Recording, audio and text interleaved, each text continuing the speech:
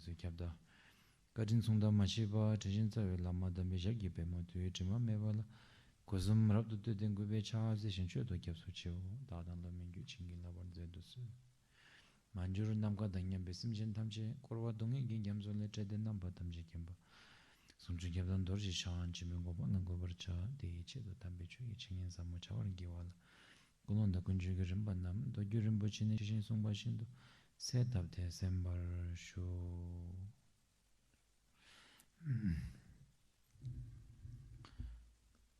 so day before yesterday we finished I think the process of taking the vow, and in case if some of you are not able to do the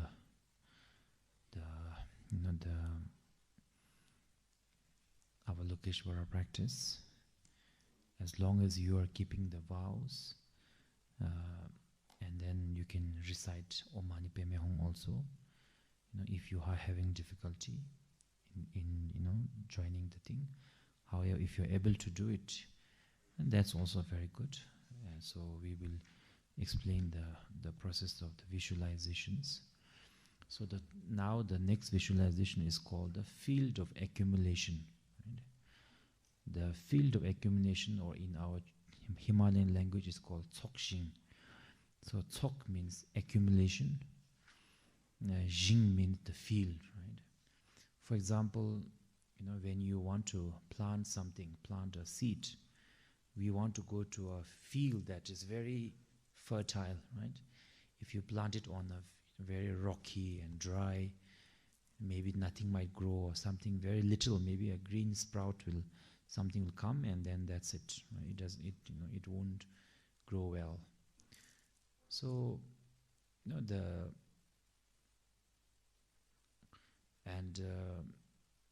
also, when you're planting, right? For example, I was I wanted to plant some trees, in my retreat cottage, and then I think it was in June, July or something, and the friends were telling me that the season to plant is actually in I think around Feb or March, at least in here. So the field also makes a difference. The timing also makes a difference. And then I've heard that in some high part of, I think, for example, within, I think, here also, when certain seed doesn't grow, then they have a special seed they bring from outside country, and that grows then you can grow that seed, you can grow on the high altitude. So the seed also makes a difference, right? So all of these makes a difference, because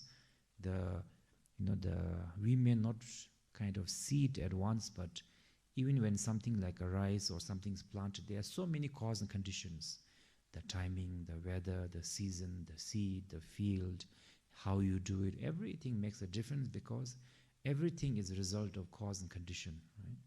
So that is why in our Buddhist kind of tradition, we have, for example, when you're accumulating the merit, when you are accumulating merit with through the offering to your to Buddhas and Bodhisattvas, enlightened beings, your gurus, that is a great field of merit. It's like, even though we only have like one lamb to offer, or even if you can't offer, we can just offer from the mind. But to whom you're offering is such an enlightened being with the great qualities that what little you have to offer, can multiply into the numerous kind of, the tremendous amount of merit.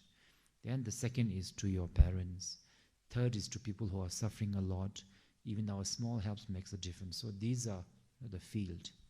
And similarly, like the season there's for planting, similarly, for example, when we do the good deeds during the auspicious months, the first of the lunar month, then the fourth lunar month, this month where Buddha got enlightened, there's so many, the Buddha's activity took place within this month. So whatever we do within this month is merit, I think, multiplied 100,000 times. And on the 30th of this month, I think we have a lunar eclipse also. Again, on I think it's a lunar or solar, I think solar eclipse. So during the solar eclipse also it is said in the Vajrayana teaching that again the merits are 100,000 times, I think many times multiplied. So it makes a difference.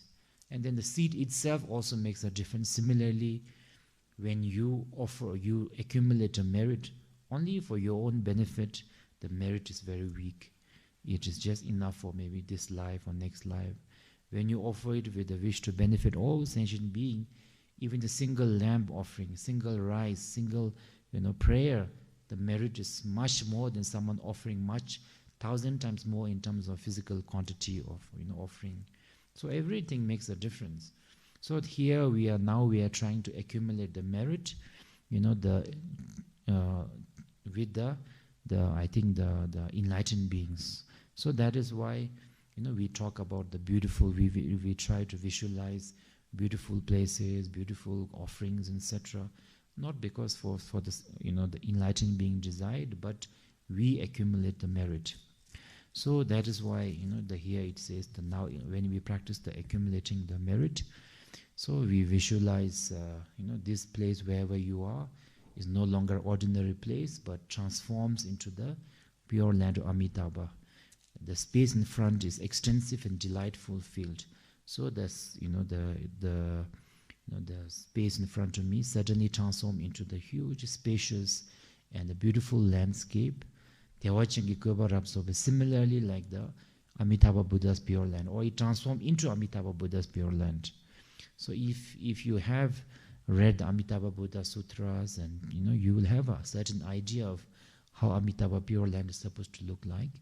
But just to tell you very briefly, basically, in the pure lands, there's no gorges, there's no gorge, there's no dirty things, there's no unpleasant things, there's no cliffs or high mountains. So we are supposed to visualize a very beautiful plain field of the grass and water and the small mounds. I won't even say hills.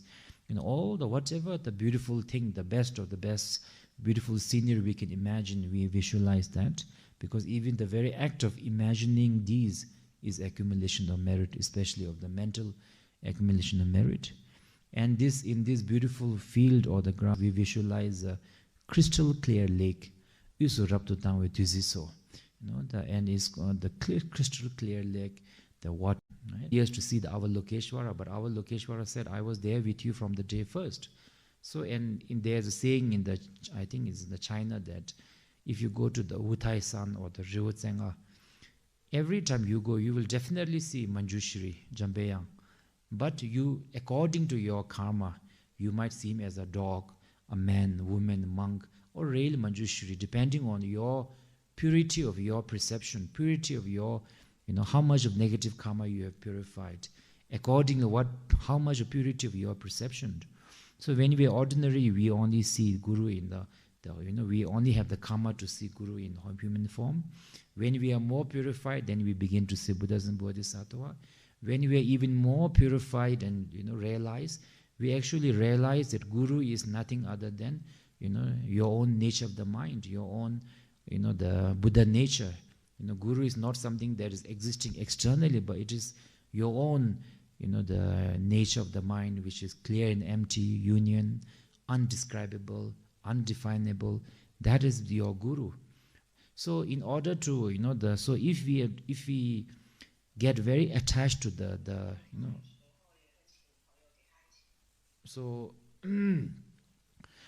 actually if we are really good practitioner, whenever we see Guru, we are actually not supposed to see him as of course not as a human being, not even as a cherizig, but really to see him as a undefinable nature, or nature of our own mind, our own mind, or emptiness, or whatever we call it. The Mahayana have terms of emptiness, middle path. Vajrayana we say union of clear and empty nature of the mind, undefined. That is the real Guru. You are supposed to see that. But for us it is very difficult, so we the second option is to see the Guru inseparable from the Avalokeshvara form, right? Because it has, compared to seeing the Guru as a human being, there's a less the less the definitions, right? Or less the attachment. So when you see someone as human form, you have a lot of more concept, I will say, yes, more concept. That he is from this and that country, this country, his height, his, the age, his, there's so many, there's, the concept of someone existing solidly, realistically is there. So that is why in the Vajrayana we always say that if you can see this Dhammakaya, that is the best. If not, then understand Guru in the Sambhogakaya form.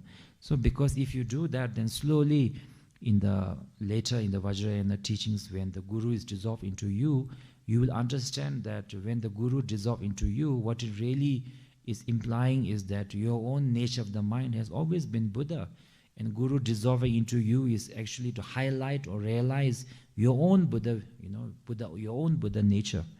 If you see Guru as someone external to you, physical, existing, and that person entering into you, then it is like a virus, or I don't know, very uncomfortable. I don't think none of us really want, that, literally like that, right? So the visualizing, dissolving, of course, in a way it is a blessing. In a way it's also to awaken or understand, realize our own Buddha nature of the mind. So that is why these processes, when we are beginning, we don't understand, but later, as we practice, we understand. It has a great impact on our, the deeper understanding. So anyway, here we understand that the Guru, who is embodiment of all the Buddhas and Bodhisattvas, in the form of our Lokeshwara, but our Lokeshwara is Buddha, a Guru is our Lokeshwara. Right? So that understand. And then Kundo Shesha Maying Sevargom, visualize the form, whatever form you have chosen, if possible 1,000 arm, if not 4 arm, if not even the Khasarpani, the 2-armed one. The left hand is holding the lotus, right hand is in the giving, or the Chokjin, the wish fulfilling Chokjin mudra. You can visualize like that. Kundo Shesha Maying Sevargom Kushi Tangi Lama Jenisi, Lama the Guru our Lokeshwara, embodiment of the 4 kayas, right? 4 kayas, again, the same thing as I mentioned earlier. When we ordinary, we see Nirmana Kaya, no? Tulku, like Buddha Shakyamuni was the greatest of Nirmana Kaya, but he too was in the Nirmana Kaya. That is why his physical form, he had, he passed away, he was born, etc. Then the Sambhoga Kaya will be like the Dorji Chang or our Lokeshwara. And then the Dharmakaya will be the undefinable nature of the mind. And then the Sambhogakaya is actually understanding that all this concept of the even 3 kayas being separate is actually a misunderstanding, is undefinable. So Kushitangi Lama Jenesi Kela Mugu Teve Gyapsuchi, to you, with the depth of my heart, with the deepest of respect to Guru our Lokeshwara, I prostrate and I take refuge. Taksha Disong Changju Mato Varkyamne Jena Medo Tujisi, until I become enlightened for the sake of all sentient being, I have no other refuge but you. I have no other refuge but you, our Lokeshwara, right? So if we understand that the enlightenment actually means the nature of the mind, the nature of the phenomena, then we will understand that even when we say, I prostrate to Guru Rinpoche, I prostrate to Tara, I prostrate to Buddha Shakyamuni, we are not really thinking of someone green or someone holding this form or that form particular, but we are referring to their realized mind. And their realized mind is the emptiness, the union, the clear and empty nature of the mind. And that and our own clear, the empty, clear nature of the mind is inseparable from the inseparable. Only difference is they have realized their nature of the mind. We have not realized it. Right? So anyway, so if you have this understanding, then it is that you will understand that even though we have different forms of the Buddha, like the Guru, Chenrezig, this master, that master, the real Buddha is their realized mind, and in their realized mind, there is no differentiation between any Buddha. In any Buddha or Bodhisattva. So then you won't have that much of the uncomfortableness. Otherwise, when you say the word like there's no other place of refuge, then you might think, oh, what if you are someone, there are different types of people in this world. Some people, they focus on the essence, the meaning behind, and they practice. And when they practice, something you don't need to explain. You understand within yourself. But some people are very particular in each word, each T has to be, the cross, each I has to be dotted. So if you are someone like that, then you will probably have a great difficulty in, in these practices, because you will think, how come only our Lokeshwara can help me? Why not Guru Rinpoche? Why not Tara? But if you understand this, so, the real Tara, real Guru Rinpoche, real Buddha, real, your own Buddha nature, all of this, it actually refers to the enlightened mind, or the emptiness, or the clear and empty nature, or the union. Then you will understand that the other things are form, the form of the different Buddhas. Then you won't have this kind of confusion. So kemne jena me do tujisi korwe jigle tuishir kyapsuchi me to be liberated from the fear of samsara.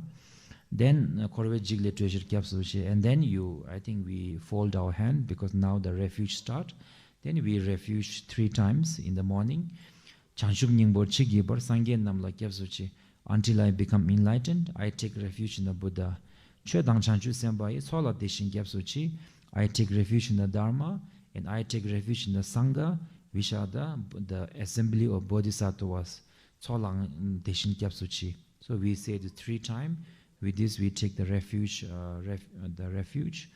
and then chidargoingi teshegi chanshub tuni kyabada, chanchu sembe labala teda rimshin nebadar. And then the next 4 lines are the bodhicitta. Right? So chidargoingi teshegi, bodhicitta has 2 aspects. So one aspect is, like saying that, for example, from here I'll go to the capital, I'll go to the town. You make a promise or develop the strong wish to go to the town. Similarly, when you have a strong wish, or when you develop a strong wish that I want to get enlightened for the sake of all sentient being, that is called aspirational, the bodhisattva. So the first 2,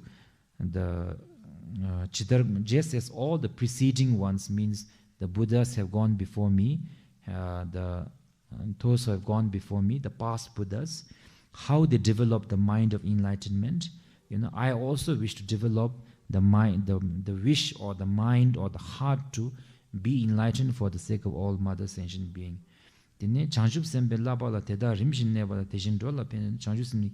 Now he is talking about the second part of the bodhicitta is, you not only just make a promise to go to the town, but you have to make the preparation of the packing your bag, getting into your car, driving, etc.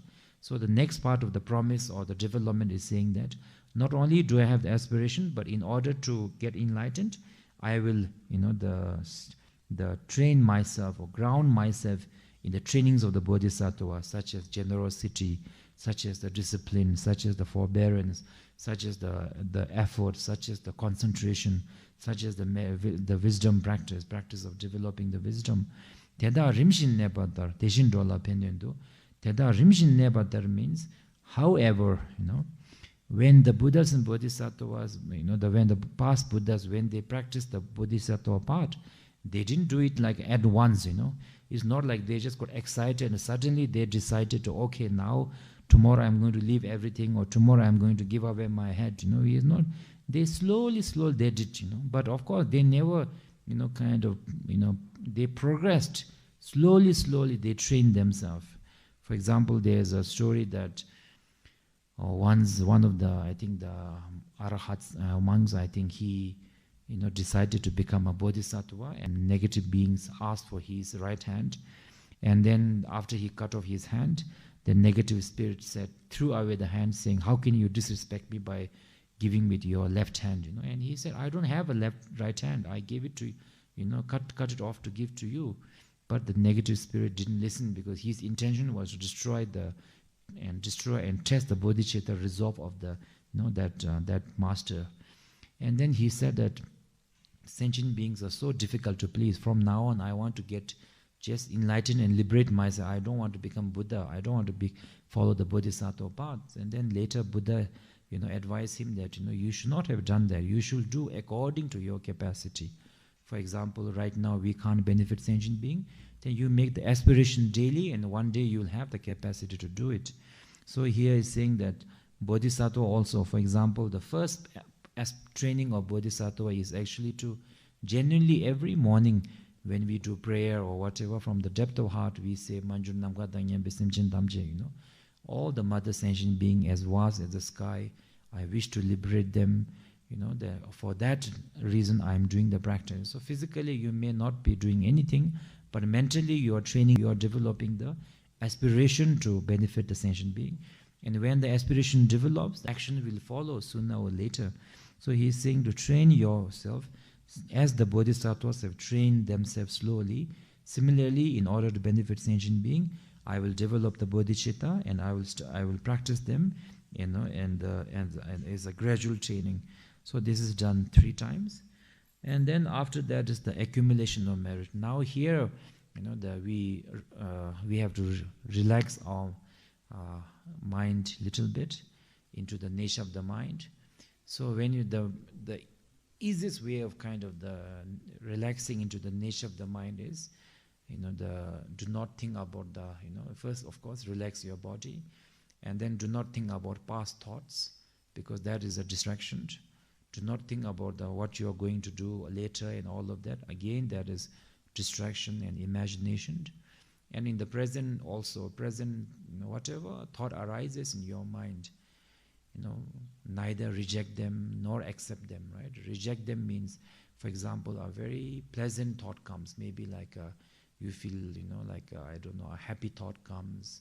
Then you feel, oh, this is such a happy thought, then you are accepting, or you are kind of, the gravitating toward it. You are, this is such a happy thought, happy feeling. And then when you feel something that upsets you, then you say, I don't want this kind of, the stress, this kind of unhappiness, right? So normally speaking, of course, this is what we all human beings do, and we are, that's very normal. But here, what we are trying to do is trying to kind of slowly train ourselves to recognize what is the natural state of the mind, or natural state of the phenomena, right?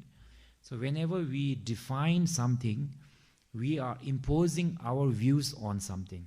For example, I find this flower very beautiful. Somebody hates this flower. For a bee or some animal, maybe it's just a food, right? So whenever I say I like something, I am imposing my view. I am defining the flower as a pleasant or beautiful, person as a nice, what they say as a pleasant, unpleasant, right?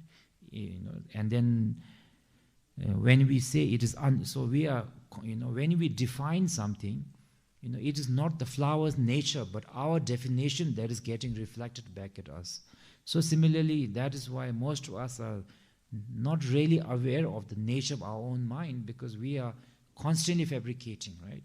We are always fabricating all the time in our own mind also. Whatever emotion arises, we are defining this emotion as happiness, this emotion as a sadness all the time. And we have so much of that, our strength of the definition is so strong that, it's amazing. For example, I think, I see maybe I have never actually, I don't know whether I've really seen, but I see in the actual, but in the internets and all of the, we see like the bungee jumping, So I asked somebody, why is bungee jumping so pleasurable? They say, oh, it's so exciting, So actually, it is possible that from other perspective, bungee jumping is actually nothing but a fear and suffering. But if we manage to define it as an excitement, and then somebody is kicking us and throwing down, we feel actually happy, and we are paying for that experience, right? If somebody else, even by accident, pushes us on the street, we will look at that person. We might even argue with that person, right? So if we get pushed a little bit on the street, it's something that is very upsetting to us. But when you're pushed from the bungee jumping thousands of, I don't know how many, 30, 40 stores, you feel very happy because you have defined this emotion as a happiness or exciting, right?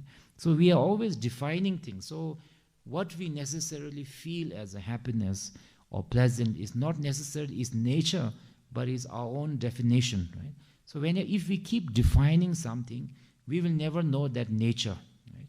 For example, if you meet somebody, if you don't ask who you are, but you keep telling them, your name is so-and-so, your name is George, your name is Tashi, and you keep talking, and after 1 hour he will say, I'm sorry, you have mistaken me for somebody else. How embarrassing will that be? So similarly, we are constantly defining everything, right? That is why I will say that, that's why one of the great master, I think Gyeong Gendil Chimbal said that our world is basically our definition and perception.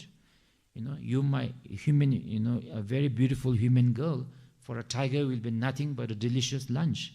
Very beautiful tigress for human being will be zero attractiveness but a fear. So it's so if we keep defining things, we will never understand the nature, right? Nature of the mind, nature of the phenomena. So that is why one of our beginning ways of training is the nature of the mind is just do not think of past or future as it is distraction. In the present moment, just relax, be aware of your thought, but neither reject them nor accept them. Just awareness and leave it in that. Right? Of course, when you're doing practice together, one of the positive things, we all get encouraged so much, right?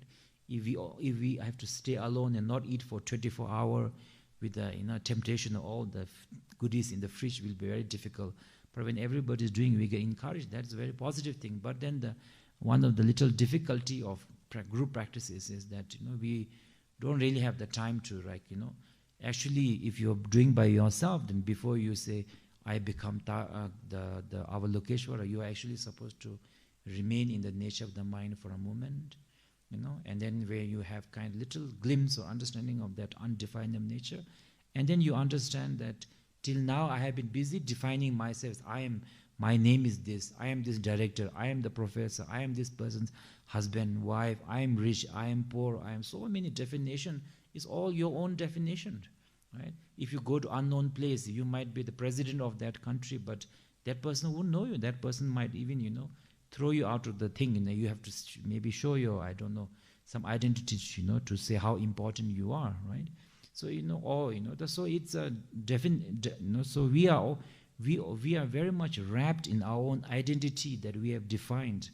It's not really kind of experiential, but it's kind of, it's not really we are not really kind of, I will say, in tune or recognize who we are if we stop our definition.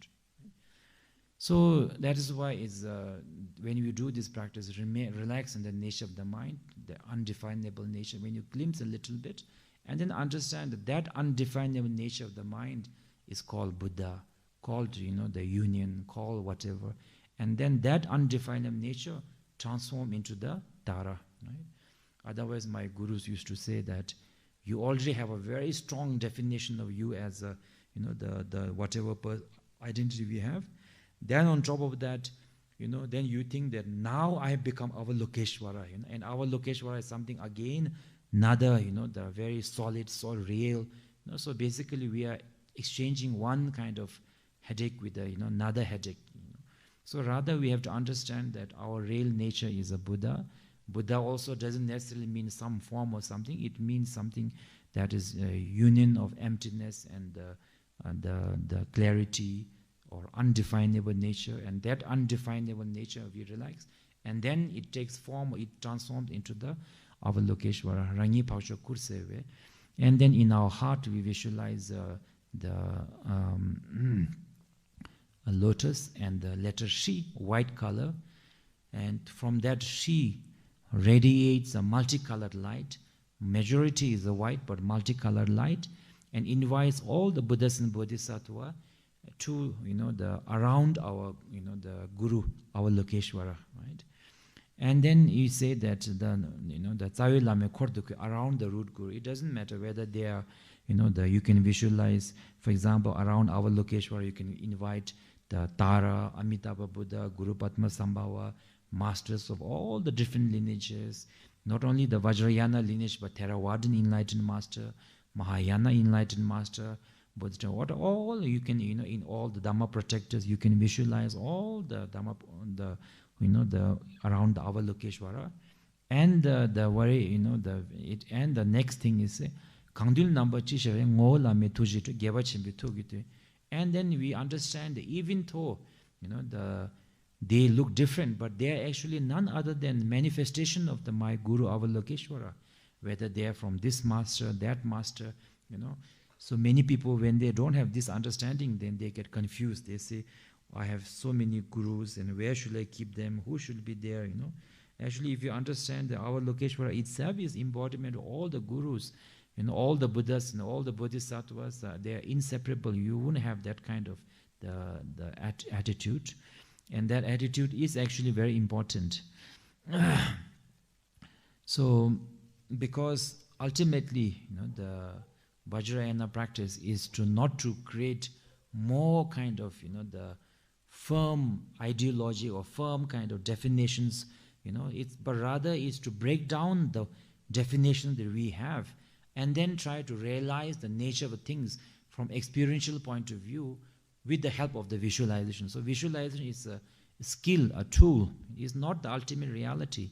Even our Lokeshwara form we are seeing is not the ultimate reality. It's one of the skillful method, full of blessing, to make us realize the undefinable nature of the phenomena. So that is why we kind of understand that even though all the Buddhas and Bodhisattvas are there, they are actually inseparable from or different manifestation of the nature of the mind or union nature of the mind, or the Guru or Dhammakaya or whatever name we want to give, or Prajnaparamita, and we visualize that our gurus and all the Buddhas and Bodhisattvas, they are looking at as with extreme love and delight, with the loving gazes, right? When you are visualizing the Buddhas, you have to visualize them, they're very much alive, very much anyway, looking at us with a great delight. And Sungi Uyung Tobar Gom, from the speech also, they are saying that, my son, my daughter, be encouraged. I am very happy that you are doing this practice. With this practice, I will, we will encourage you, we will bless you, the thing. And then Chokshu Dusum Shukba Gewa Seche Tamjela. Now is the 7th branch prayer which we have taught in the Tara and everywhere. So I think is in the English also is quite clearly written. So to all the victorious one, victory over one's own ignorance. Their sons means the male bodhisattva, daughter means female bodhisattva, dwelling in 10 directions in 3 times. 3 times are past, present, and future. I prostrate in every way with sincere faith. Prostrate in every way means when we prostrate from our body, that is called the speech of with the respect, that is called the prostration of the body. When we chant their prayer and praises, is the speech prostration. When we have one pointed concentration on our gurus and bodhisattva, that is the mind prostration. Right? So prostration in our Himalayan language is called chak, chak, and then we say tel. So chak means to kind of sweep away all our negative quality. Tel means by sweeping away our pride, our ego, naturally the blessing of the Buddhas and Bodhisattvas will be received. So tel means to receive. So kunne tangwe chagiwo, that is the prostration. I think is the antidote to the pride. And method tukwe marme de shese ramola. So I offer flower, incense, butter lamp, perfume, excellent food, music, and so forth, both actual and emanated from my mind or my visualize it. Please accept them, assembly of noble ones, even though you have no need of them, for me to accumulate merit. My Guru Avalokeshwara, please accept them. From beginning, let's turn. Next is the purification, which is the antidote to the ignorance, right? Because we are ignorant that if we want happiness, we have to we have to know the positive karma. If we don't want suffering, we should be avoiding negative karma, but we do not know. Out of ignorance, we want happiness, but we end up, doing all the negative karma. Even though temporarily it may bring happiness, but that doesn't mean it is the real cause. Temporarily, alcohol also gives you joy, but ultimately it, takes away your life. It will shorten your life. So out of ignorance, we accumulated a lot of negative karma from beginningless time until now. And I have engaged in 10 non-virtues and the 5 inexpiable acts. I think 5 inexpiable is, mentioned here, the killing one's father, killing one's mother, killing a foe destroyer. That actually means arahat, right? Arahat means if you follow the Theravadan tradition, the highest you become is arahat. Arahat means you are liberated from the samsara. You don't have to reborn again, and from their own tradition, from Hinayana tradition, they say Arhat is the ultimate. But from the Mahayana and Vajrayana, we say the Arhat is not ultimate, but Arhat is a deep state of meditation where you don't have to be born into the sixth realm, but you are not yet enlightened. And one day when the right time comes, Buddha will awaken them, and then they will, again practice and kind of advance into the Buddhahood. That is the Mahayana view. The Theravada point of view, they say Arhat is the ultimate. So killing a Arahat, it is called foe destroyer because Tachamba means destroying the foe of ignorance. The killing Arahat, killing a destroyer, then with a bad intention causing blood to flow from the body of Buddha, that is not possible, I think, nowadays, because there's, Guru maybe, but actually the real historical Buddha is not there. The Tulhajin or the Devdatta, I think is the only one who drew the blood of the Buddha. He threw the stone from the cliff. Then, the Buddha Shakyamuni, it hit, I think, Buddha's big toe, and then Buddha bled, quite a bit. So, and that is one of the, 5 inexpiable negative karma he did. Inexpiable, I think in our language we call Sammebanga. If I remember correctly, Sammeba means, there's no gap. Usually if you are ordinary people, whether you have done good deed or bad deed, usually we die. After we die, we have a pardo, 49 days, or at least 49, or at least 21 days usually, or at least 1 week. We have kind of intermediate stage where it is possible to do prayers, etc., and then change the rebirth. But if you do this 5 inexpiable or Sammebanga, that means there's no gap. The moment you close your eyes in this world, and when you open it, you're already into the hell realm, experiences of the hell realm. So it's Sammebanga. So killing, harming the blood of the Buddha. That's actually where in our Himalayan tradition you may have seen that, the Zambala, we always offer water to the Zambala because it is said that time when the stone kind of, the split, I think they hit the Buddha and one hit the Zambala, supposed to be, the god of the wealth. And then it caused him a wound. Since it was caused with such a negative, by such negative being, with such negative emotion, negative, the kind of the deed, the wound, does not heal. So whenever we offer water to Zambala, it kind of soothes his, the pain, and then, in return, he gives the blessing of the wealth. So I don't know, maybe from tomorrow you guys will be putting more water on the Zambala. So anyway, that is the legend, right? I do not know. Anyway, so the Buddha causing dissension in the spiritual community is again Devdatta. Devdatta was Tulhajin, or Buddha's cousin, was very, in terms of learned, he was very learned. Right? He was equally learned as a Buddha. But unfortunately, his learning was not for taming his mind, but just with the motivation of, competing with the Buddha. So he wanted to create his own kind of group.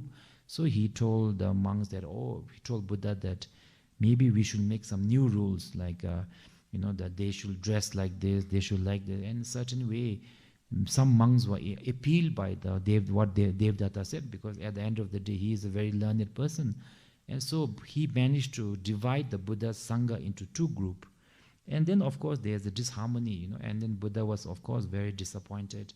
And it was such the negative karma of dividing the entire Sangha, because that time the entire Sangha was with Buddha. Nowadays, of course, we are very much, separated with the different gurus, different lineages. We all belong to Buddha, but, so that time he managed to split the entire Sangha, and it is said the negative karma was so great, the impact it had on the world was that during the time until these 2 groups were reunited in harmony by, I think the Shariputra, if I remember correctly, who gave teaching, there was nobody got enlightened. Nobody even thought of the doing good deed, that energy or the never came into people's mind because of the negative energy that pervaded from the split in the Sangha.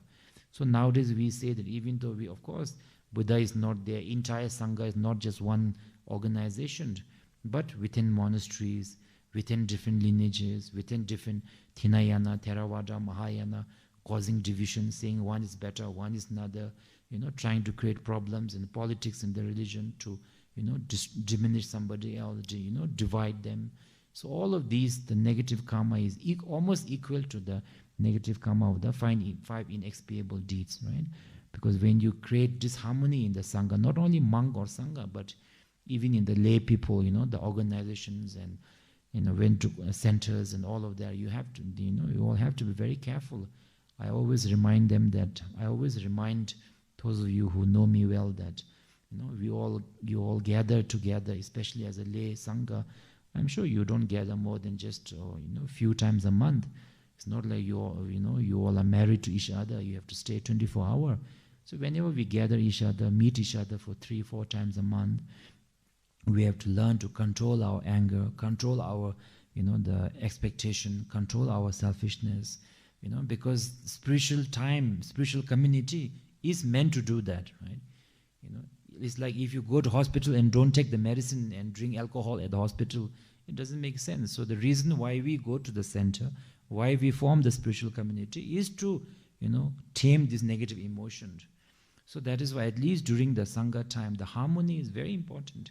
If there's a harmony, even if there's just 10 or 20 people in the group, I will say it's a successful spiritual community. Even if you have thousands of members in Sangha, but if there's a lot of division, politics, jealousy, then I will say that even though it is financially and other is very successful, spiritually it is a failure as an organization. So I think that it's something that we all have to be very careful with, constantly checking our mind and reminding ourselves that if I want to do all these things, I have my office life, I have my family life. Here I came only for the spiritual practice, so I have to try my best to keep harmony, and tame my emotion. So the causing dissension in the spiritual community, so these are called the 5 inexpiable deeds. I don't know one inexpiable what it actually means. Maybe it means, I don't know, it means something that is not possible to pure. I don't know. In our Himalayan language, Tsamepa means no gap. The negative karma, which is so strong that there's no gap between you close your eyes, this world, and when you open, you're already in the hell realm. So then I think the next is the antidote to the jealousy. So jealousy decreases your merit. Jealousy doesn't get you what other people have. If other people have great quality, jealousy will not give you what they have, but you will lose joy in what you have. You will diminish, you will value less, we will value less what we already have, and we will diminish our own merit. So opposite of that is the rejoicing. The Nyungney Rangi Chanjusim Sarvakaya, within Theravada, they are Theravadan kind of thing. There's a two paths, Shavaka and Pratikya Buddha. Shavaka or the Nyungney is within 3 lifetimes they can become Arahat. Pratikya Buddha Rangel is, it takes, I think, about 100 life, if I remember correctly, to become the Pratikya Buddha. So in terms of realization and wisdom, it is supposed to be much more than the Shavaka Arahat, Pratikya Buddha. And then the Bodhisattva is the Mahayana, the fall of the Mahayana, Chanchu Sempa. Ordinary beings, Soseki, ordinary people, so whatever all these people are doing, whenever they do some good deed, or you see something good in them, or whatever they good deed they did in the past, present, and they may do in the future. Whenever you hear somebody is doing something good deed, the first emotion in ours should not be upset. Usually all of us, we human beings, this jealousy is very strong. That is why when we hear that somebody has got promotion, somebody is doing well, somebody has become new millionaire, that uncomfortableness in our heart is there, something that is, that I do not know, unless we see some benefit ourselves, that uncomfortableness is there, and then out of that uncomfortableness, we always say something negative about them, If people are saying positive thing about them, we'll try to counter with some negative about them. So somehow we feel that, I don't know, maybe we feel we are equalizing ourselves with them. I do not know what is the motivation, but that is jealousy basically, that uncomfortableness we have. So that uncomfortableness destroys our own peace of mind, accumulates the negative merit. So instead, when you see others doing good, others are doing good deed, others are giving teaching, others are organizing great events, others are being successful. If you deeply admire the good deed they are doing, you will also get the merit. So this is saying sonam lani daira simjin namgi sambana lo ichira chida chijung timonte kwa chue ko lo kordusu. And this is the antidote to the giving up the dharma. Chöspong gile. So chöspong means if you say that, oh, my guru is good, my lineage is good, Vajrayana is good, Mahayana is bad, Drukpa is good, this is Nyingma is bad, this is bad, that is good, Whenever you say that, it is called chös means dharma, pong means give up. Because whatever the lineage or Mahayana, they all belong to the Buddha Dharma. They all will benefit different sentient beings who have karma with them. Different people have different karma. Even with the guru, is like that. During Buddha, I remember there was a story. I remember that there was somebody called Kimda Palke, and he met the Buddha. But Buddha actually said that yes, but your karma is to be a student of the Mogalyana, not me. Those who have a karma to be with the Mogalyana, even I, Buddha, cannot tame them. Those who have a karma to be with my student, Mogalyana will not be able to tame them. So, it is, even though actually, of course, Buddha is much greater, but that person has a karmic connection with the Mogalyana. So through Mogalyana, the Kimda Pelki became the Arahat. So every sentient being have a different, the karma with different traditions and different lineage. Of course, if you are whatever tradition you belong to appreciate that, to preserve that, your culture, your spiritual heritage is your duty. But there's no need to disparage, the other traditions. If you do that, we have to remember that that is the karma of the chöspong, giving up the dharma. And to those who give up the chöspong, chöpong, we will not be reborn in Amitabha Buddha Pure Land. That's very clearly said that ordinary people, even though full of negative karma, as long as they remember Amitabha Buddha, they remember the visualize Amitabha Buddha Pure Land, they pray to him, they accumulate merit, they can be reborn, except people who do the 5 inexpiable deeds and who do the chöspong. These chöpong matoba. We will do the prayer in few days, so we will know the exact word. But that is said very clearly. Because when you do that, you are giving up the entire Dhamma, and you are also discouraging others who may have opportunity to get enlightened through that path. So, in opposite of that is Simchen Namgi Samban, according to the people's disposition of each sentient being, their individual mind, Buddha has given so many different teachings, Theravada, Mahayana, Vajrayana. Within Vajrayana also many teachings. Whatever teachings, I request all the great masters and Buddhas, Bodhisattva to please turn the wheel of the Dharma. Even if I cannot go and sponsor them, invite them, but when they are doing it, I fully continue to request and supplicate them to continue doing this. Then next is, I think, if I remember correctly, the wrong view, right? Wrong view of there's no cause, without really studying the Dhamma, saying there's no cause and effect, there's no Buddha Dhamma. If you've really studied the depthly of the Dhamma, if you have practiced it for number of years, and then you say maybe, but just out of ignorance, just saying like that is called wrong view. The opposite of that, if I remember correctly, I think is the antidote to the wrong view. Until the samsara is empty, I request Buddhas to Bodhisattva to live long, until the ocean of suffering, in which people are the people are suffering. Please look at them with your boundless compassion. Then this is called the long life prayer, and then the next one is the doubt.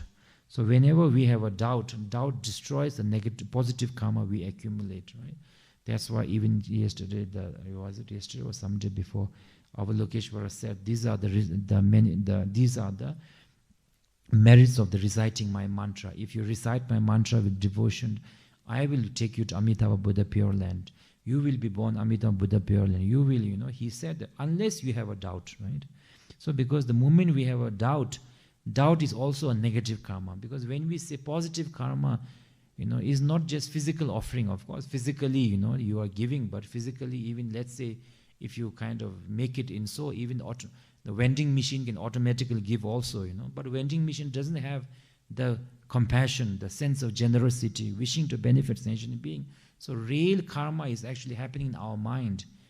So the positive karma is also from your mind, and when you doubt also, doubt is also a negative karma that destroys or diminishes the positive karma we accumulate. So one way of kind of before it is diminished, the one way is to dedicate it. If possible, dedicate it to all the sentient beings, right? Dedicate to all the sentient being. It is said that if you have a little bit of water, if you mix it in the ocean, until the ocean or the river disappears, your drop of water will not disappear. Similarly, whatever merit we have, if we dedicate it for the sake of all, getting enlightened for the sake of all the sentient being, until we get enlightened, the merit will never diminish, never disappear. So that is why it is said the dedications are important. Otherwise, doubt can diminish it, anger can diminish it. And if we are unfortunate enough to the harm or criticize someone who is a genuine high-level bodhisattva, then many of our lifetimes karma are also diminished. Since we don't know who is who, so it's better to not to kind of the kind of take chance, and better to dedicate as fast as possible. That's why the Ngowa Shuni traditions are there. Simjin Dagi Sonam Chisaba Tamje Chanchup Gyurgun Ringbur Mito Droy Dembe Bedo Dagyuchi.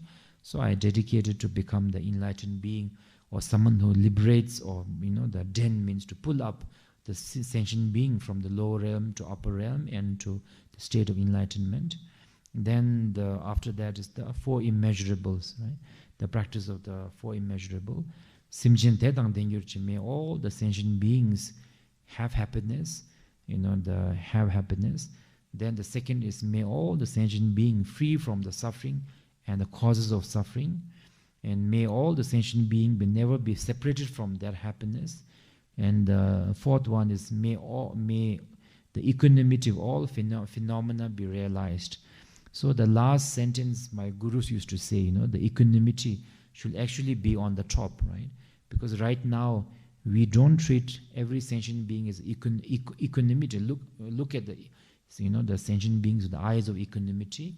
That is why we want good for ourselves, our family, but not for other sentient beings. We understand our own pain, our own, the mistake. We have the capability to make excuses for our behavior, but we don't, have the same understanding capacity towards other sentient beings, that they also make mistakes. They also are influenced by negative emotion. They are not enlightened as I am not enlightened. So, the way we treat others and ourselves is very much different. Way we treat, how our own, the people and others different. Within our own people also, between how we treat our own people and ourselves, I will say that we cherish ourselves, quite a bit more. So we don't really have equanimity. Because we don't have equanimity, we fail to understand others. We fail to forgive others. Then when we fail to forgive and understand others, resentment builds up. Then the resentment causes our more pain for ourselves. So then the wish to give happiness to others, wish to take others' suffering, because when you can't treat others as equal to yourself, we won't even feel their pain actually. For example, if you look at a dog and you think that, how can a dog and me be different? Then you feel like you can never understand the dog's suffering. Right? For example, if you are someone who thinks that he may be in the form of dog, but actually same like me. He also wants happiness. She also wants happiness. She doesn't want suffering. She feels cold. Then you will. The moment if there's a rain and you have a dog outside, you will feel a little bit worried, how they are doing, Yesterday I think I was looking from my window. There was one dog near our Mani Tunkor. Not Tunkor, Mani actually is a Dorji Sembagi Tunkor, Vajrasattva Tunkor. So first the dog came, and I think the floor was stone, it was too cold. So she climbed on the top of the wooden bench, and then she slept very comfortably. That means that she feels cold. That she doesn't like the stone floors too. She prefers the warm wooden bench. At least that is better for her. But when we are not able to, at least we can, when we can't understand and treat others being essentially, then we project our own ideas on them. We will say, why will dog feel cold? She has a jacket, fur, inborn with it.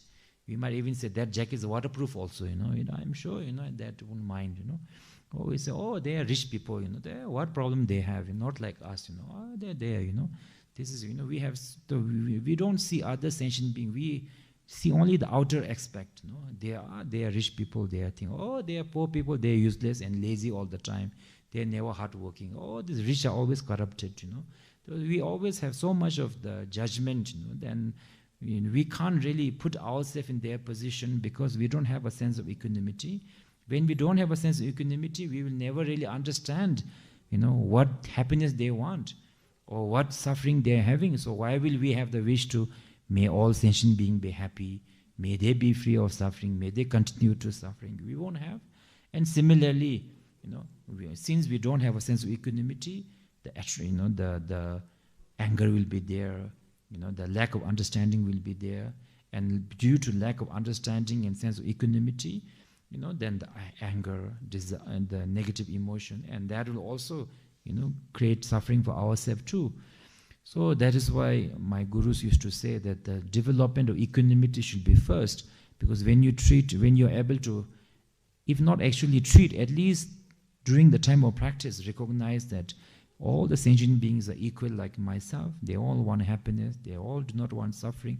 The moment you have the understanding, at least for that moment, we will understand other sentient beings much more, than I think the much more than I will say that even actually reading any book also. Nowadays there are many books to understand people, and men are from Mars, women are from Venus, so many things. I don't know whether they are really from Mars or Venus, I do not know, but I think if you are able to treat every sentient being like yourself, wanting happiness, do not wanting suffering, I think we will understand everything more, each other much more. So the Chukunyamni Tokpar show, then after that we do this mudra, Chokshin Namrangla Timbar Gyuru. So now the field of accumulation Buddha and all we visualized, we visualize it dissolve into ourself, there Chokshin Namrangla Timbar Gyuru, dissolve into ourself, right? So this is the accumulation of the accumulation part, and then the next one is to not just visualize ourselves as our Lokeshwara, but in a very detailed, very detailed. So I think that part we will talk, I think, day after tomorrow night. So we have a self-visualization of our Lokeshwara, then visualizing our Lokeshwara in the front of ourselves, then the practice. So this, I think, the much more detail we have to go, I think, day after tomorrow.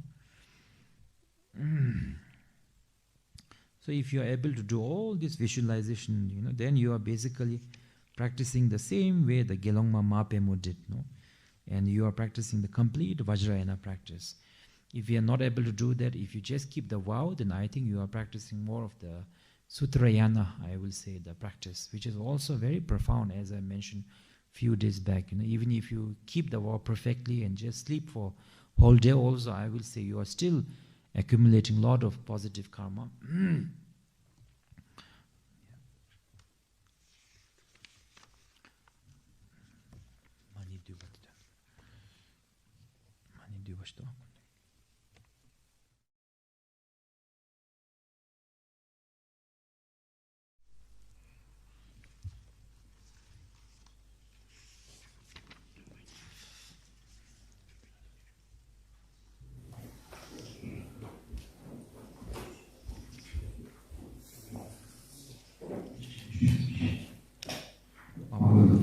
Practice.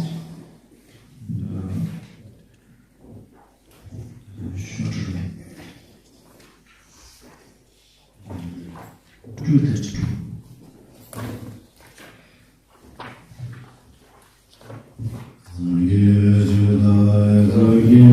Namah